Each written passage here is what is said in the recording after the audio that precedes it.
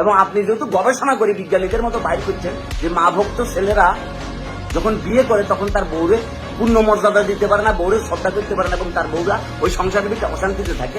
আপনি একটা কাজ করবেন, আপনার যখন বিয়ের বয়স হয়ে যাবো তখন আপনি সুন্দর করে আপনার বিয়ের সিডি বানাই, আপনি সেটা কোনো এতিমখানাতে দিয়ে আসবেন। তাহলে আর মা ভক্ত ছেলে কি আপনার জীবনে পাইতে হইতো না? তাহলে আপনি যে কোনো এতিম ছেলেকে নিয়ে তাকে নিয়ে সংসার করবেন, সুখে থাকবেন, শান্তিতে থাকবেন।